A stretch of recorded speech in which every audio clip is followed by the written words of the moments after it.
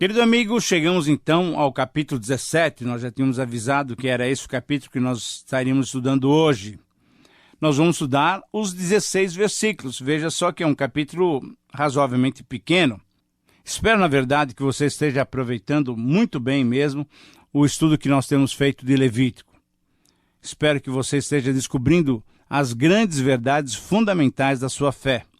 Embora essas instruções tenham sido dadas à nação de Israel, num sentido literal, logicamente, todo esse livro contém grandes verdades espirituais que servem para nós hoje.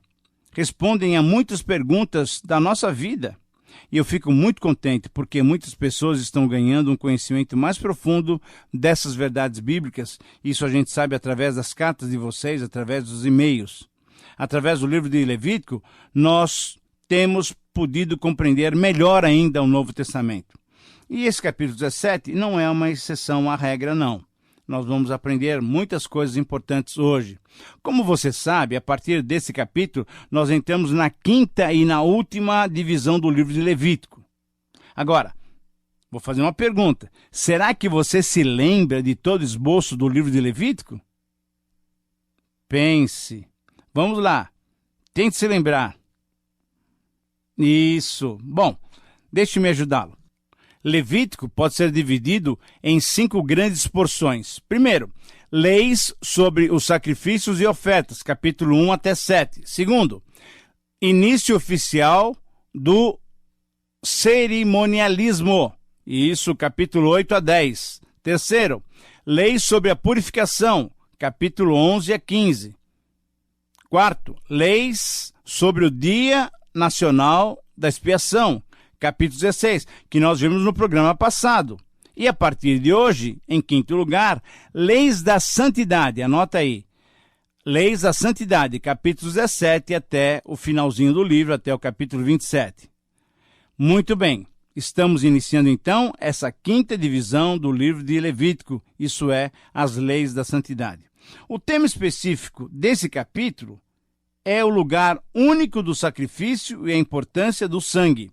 A presença santa de Yahvé entre o seu povo exigia uma visão correta da singularidade dos sacrifícios instituídos e também uma visão correta da importância do sangue como um substituto para a vida.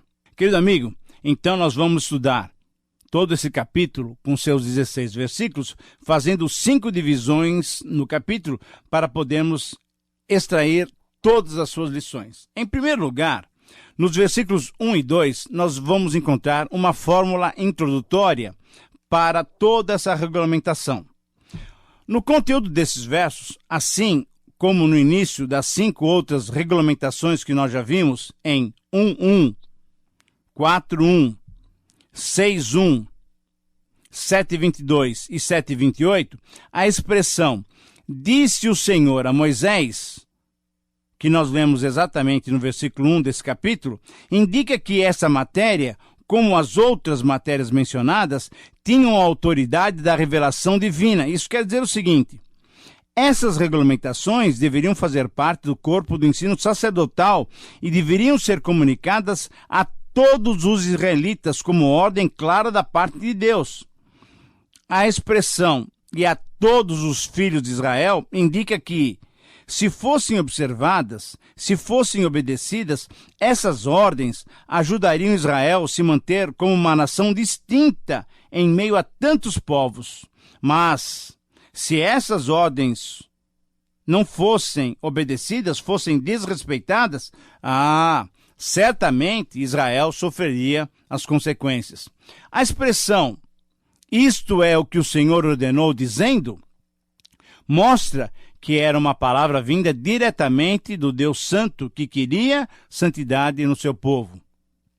É assim a palavra de Deus. Ela nos avisa, nos ensina, nos estimula a obediência, mas ao mesmo tempo nos mostra também a consequência da desobediência. Como você tem se relacionado com a palavra de Deus? Você tem sido um mero ouvinte ou você tem obedecido criteriosamente os seus ensinos? Reflita mesmo sobre a sua situação diante do Senhor e diante da sua palavra. Mas na sequência do texto, nós encontramos, em segundo lugar, os versículos 3 a 7. E aqui nós encontramos a regulamentação que proibia a imolação de animais sem oferecê-los ao Senhor. Em relação a esses versículos, é importante fazermos alguns esclarecimentos. Primeiro, surge uma pergunta a partir dos versículos 3 e 4. Por que Deus indicou um lugar específico e exclusivo para adoração? A resposta nos ajuda a perceber o cuidado de Deus para com seu povo. O culto num lugar específico, isso é, no tabernáculo, era uma proteção para que os israelitas não se assemelhassem com a prática pagã de adorarem os seus deuses em inúmeros altares, conforme nós vamos ver depois em Deuteronômio 12. Porque eles, em qualquer lugar, iam levantando altares, iam adorando aos seus deuses, que na verdade eram ídolos. Deus não, Deus tinha um lugar determinado para o seu culto. No tabernáculo, a atenção do adorador se concentraria na relação especial de Deus e também na sua presença entre o povo. Deus não queria e não poderia ser adorado como um Deus pagão qualquer. Segundo, mas pergunta-se ainda, os israelitas podiam ou não matar animais para comer? A resposta é sim, mas qualquer matança de animais tinha implicações religiosas. Aqui não se está falando de ofertas cerimoniais de sacrifícios. Quando analisamos cuidadosamente esse trecho, nós vamos perceber que o assunto são os animais que serviam de alimento para o povo de Deus. E Deus exigia que a refeição fosse feita na sua presença. Afinal, ele estava presente no arraial, no meio do povo. Com isso, Deus também expulsava os deuses pagãos do meio do povo, da mentalidade do povo. Geralmente, se comia carne depois da oferta pacífica. Nós já estudamos isso lá no capítulo 7, 11 a 18. E nas outras ocasiões em que se matava um animal, por exemplo, mesmo que fosse uma caça, deveriam ser obedecidas regras, foram estabelecidas regras, como nós veremos nos versículos 13 e 14 ainda no programa de hoje. O objetivo era lembrar a cada israelita o seu relacionamento com Deus, que em última análise é quem provia o alimento para ele. Terceira observação, em relação à expressão no versículo 4, a tal homem será imputada a culpa do sangue, confirma que Deus exigia que todo animal que fosse abatido tivesse uma ligação com o tabernáculo, para que o israelita se lembrasse do Senhor seu Deus. Essa carne não deveria ser ingerida onde o adorador achasse mais conveniente. Não, de jeito nenhum. O nosso Deus é um Deus muito zeloso. A desobediência a essas determinações trazia a culpa de sangue, ao invés de proporcionar perdão. Fazia o adorador ser punido até com a morte. A coisa era muito séria. Mas ainda temos uma outra pergunta. Por que Deus era tão exigente sobre isso?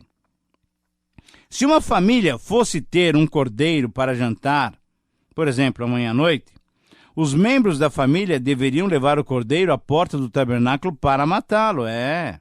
O objetivo divino com essa lei é quebrar aquele passado sórdido dos israelitas, o passado que eles experimentaram lá na terra do Egito. Deus entregou essa lei ao povo porque eles adoravam todo tipo de animais e sempre usavam o sangue desses animais e o sacrifício para idolatria. Então, veja só, Deus agora quer limpar, quer transformar a mente do povo. Querido amigo, quando os filhos de Israel estavam no deserto, eles não tinham muita carne para comer. Eu penso que quando estudarmos, e nós já vimos também, aquele incidente das codornizes, isso é comprovado. Veja só, os israelitas se queixaram bastante porque não tinham nem carne para comer. A verdade é que todas as nações da antiguidade, e hoje em dia as nações do Oriente, elas não têm muita disponibilidade de carne para a população comer. Alguns povos, por causa disso, chegavam a ser até vegetarianos na sua dieta. Agora, o animal limpo que iria servir de alimento para o israelita, sim, esse deveria ser morto na porta do tabernáculo. O sangue seria espargido sobre o altar, e a gordura seria oferecida a Deus como um aroma agradável, isso é, como um perfume agradável. Era como uma oferta pacífica, embora o restante do animal fosse devolvido ao seu dono para que ele pudesse então preparar a sua refeição. Em quarto lugar, uma outra observação, entende-se que essa legislação era provisória. Por quê? Porque era para o período em que Israel estivesse no deserto. Pois ao chegar na Palestina e habitar por toda a terra, já não seria mais possível que toda a carne fosse levada até o tabernáculo, como nós vamos estudar lá em Deuteronômio 12, 20 a 28. E, finalmente, em quinto lugar, uma outra observação, em relação ao versículo 7, a expressão nunca mais oferecerão os seus sacrifícios aos demônios com os quais eles se prostituem. Essa expressão deve ser muito bem entendida.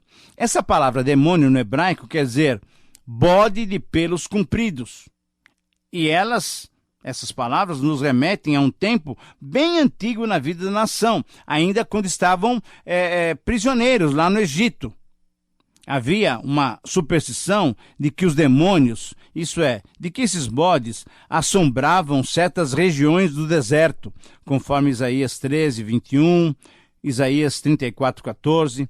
E os egípcios faziam oferendas a esses ídolos, a esses animais, que tinham uma forma de bodes, em poses até imorais.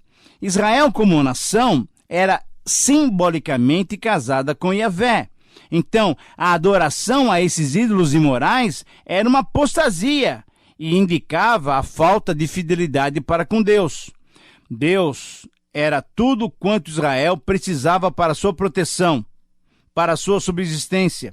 Portanto, qualquer sacrifício a outro ser que não fosse Deus estava completamente fora de cogitação. Os israelitas, então, advertidos acerca dessa questão de adorar esses deuses da natureza, eles tiveram clara visão do ciúme, do zelo de Deus. Se um homem matasse um animal limpo, longe do tabernáculo, com toda aquela educação idólatra que havia recebido, ele naturalmente iria oferecer o sangue do animal a um deus qualquer, ao deus Pan, por exemplo. Por isso Deus disse, não faça isso, traga o animal para a porta do tabernáculo. Agora, você está entendendo? Você consegue compreender o que Deus estava fazendo? O perigo constante da idolatria e da imoralidade está em volta por causa dessa questão de adoração da natureza. Veja, Israel tinha saído do Egito, uma nação idólatra, e estaria entrando na Palestina com várias nações idólatras. A natureza que Deus criou é muito boa, mas nós não devemos exaltá-la ou adorá-la. Deus é quem criou todas as coisas, e é a Ele que devemos recorrer em caso de necessidade e de dúvidas. Não devemos procurar a resposta na natureza, não. Nas coisas criadas, não. Muitas pessoas cometem o erro de consultar os astros, de procurar os horóscopos para a solução dos seus problemas. Nós precisamos reconhecer de uma vez por todas que o objetivo divino com essa lei era simplesmente proteger o seu povo, dizendo que Ele quer nos proteger, que Ele quer ainda hoje, e somente Ele pode nos dar as respostas certas. Em terceiro lugar, nos versículos 8 e 9, encontramos a regulamentação que proibia que os sacrifícios fossem feitos fora da área do tabernáculo. Literalmente, são essas as palavras do texto. Dize-lhes, pois, qualquer homem da casa de Israel, ou dos estrangeiros que peregrinam entre vós, que oferecer holocausto ou sacrifício, e não o trouxer à porta da tenda da congregação para oferecê-lo ao Senhor, esse homem será eliminado do povo. Querido amigo, é muito importante vermos que Deus se preocupa com a nossa fidelidade a Ele, até mesmo naquilo que comemos. Deus nunca permitiu que alguém fizesse uma oferta sem que dela participasse. A oferta do holocausto não voltava para o ofertante, pois o sangue pertencia ao Senhor. Parte da oferta era para ser comida pelo ofertante e por seus convidados lá na frente do tabernáculo. Essa proibição, que alcançava também o estrangeiro, objetivava desencorajar a todos a sacrificar a seus deuses pagãos em meio ao arraial israelita. Sabe por quê? Porque Deus estava presente no arraial. E a implicação para nós cristãos é muito clara. Necessitamos de um número maior, de um maior sentimento de temor, de reverência ao nos aproximarmos de Deus, do Deus Criador. Do Deus que criou o mundo e os homens. Nós precisamos aumentar o nosso temor ao Senhor. Em quarto lugar, nos versos 10 a 12, encontramos a regulamentação que explica a base lógica sobre o sangue que nunca deveria ser comido deliberadamente. Vamos lá. Acompanhe comigo a leitura desses versículos. Qualquer homem da casa de Israel ou dos estrangeiros que peregrinam entre eles, que comer algum sangue, contra ele me voltarei e o eliminarei do seu povo, porque a vida da carne está no sangue. Eu vou-lo tenho dado sobre o altar, para fazer expiação pelas vossas almas, porquanto é o sangue que fará expiação em virtude da vida. Portanto, tenho dito aos filhos de Israel, nenhuma alma de entre vós comerá sangue, nem o estrangeiro que peregrina entre vós o comerá. Querido amigo, o grande princípio que temos aqui, no versículo 11, veja bem, é que a vida da carne está no sangue. Agora, uma pergunta que surge é que, por que alguém desejaria comer sangue? Não parece uma estranha prática? Talvez seja alguma coisa meio esquisita, não é verdade? Bom, esse desejo, que para muitos é estranho, se explica porque no mundo daqueles dias, veja bem, o consumo do sangue era bem normal. Era comum os antigos pagãos considerarem o sangue como fonte de vida e até como um poder mágico. Ainda hoje, alguns povos primitivos creem que se ingerirem o sangue de um boi, a força daquele animal passa para quem o bebeu. Ora, se ainda hoje se crê assim, certamente naqueles dias essa crença era muito difundida. E Deus queria que os israelitas não crescem dessa maneira pagã. A força e a energia que precisavam estava totalmente em Deus. E a explicação tem todo sentido, porque o Senhor Jesus Cristo mesmo disse lá em João 6, 53 a 56, ele diz as seguintes palavras: em verdade vos digo, se não comerdes a carne do Filho do Homem e não beberdes o seu sangue, não tendes vida em vós mesmos. Quem comer a minha carne e beber o meu sangue tem a vida eterna, e eu o ressuscitarei no último dia, pois a minha carne é verdadeira comida e o meu sangue é verdadeira bebida. Quem comer a minha carne e beber o meu sangue, permanece em mim e eu nele. Quando ele disse, quem beber o meu sangue tem a vida eterna, ora, Jesus está dizendo exatamente que toda pessoa que aceita pela fé que ele derramou o seu sangue pelos pecados dessa pessoa, essa pessoa pode receber vida eterna. Agora, uma pergunta bem pessoal. Você crê nisso? Eu espero sinceramente que Jesus seja o teu alimento e a sua bebida espiritual. Mas surge ainda uma outra questão. Como é que vamos entender a expressão que diz a vida está no sangue? Essa é uma pergunta muito importante e a resposta deve ser muito bem entendida. Precisamos entender que o sangue é fundamental à vida. Veja bem, embora saibamos que a morte cerebral é que determina o fim da existência de uma pessoa, sabemos também que basta interromper o fluxo do sangue de um braço, ou de uma perna, ou de um outro membro qualquer, para que esse membro morra. A pessoa pode sobreviver sem alimento por várias semanas. Pode sobreviver sem água por alguns dias. E a respiração, ela pode até sobreviver por alguns minutos. Mas se o coração deixar de bombear o sangue para os membros, logo esses órgãos vão entrando em falência. Entendia-se, então, que ao se retirar o sangue de uma pessoa ou de um animal, estava se retirando a vida desse ser. Por isso a proibição divina, principalmente porque a vida só pertence a Deus. Querido amigo, ainda um outro detalhe importante é que Deus tinha estabelecido que o sangue do animal servia a um objetivo sagrado. Derramado sobre o altar, era a evidência de que o animal pagara com a sua vida o preço do pecado. Representava que a vida do pecador estava sendo entregue ali no altar por causa do seu pecado. agora, graças a Deus, porque nós temos em Jesus Cristo o nosso suficiente substituto que derramou o seu sangue em nosso favor para nos libertar do pecado. Querido amigo, a compreensão sobre a pecaminosidade do ser humano e o poder do sangue de Jesus Cristo são a chave para a solução do problema humano. O que é que pode me purificar do meu pecado? Somente o sangue de Jesus. O que é que pode me santificar? Somente o sangue de Jesus. Onde é que eu encontro perdão para as minhas transgressões? Somente no sangue de Jesus.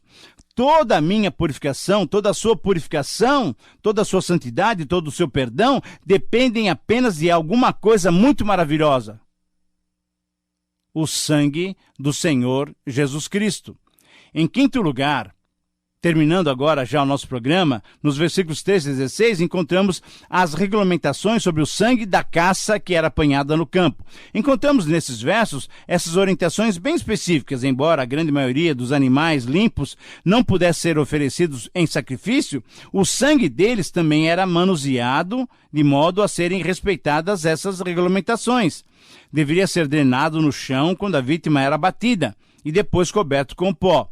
É um simbolismo até muito interessante, porque através dessa atitude, a vida que estava no sangue voltava para a terra de onde viera.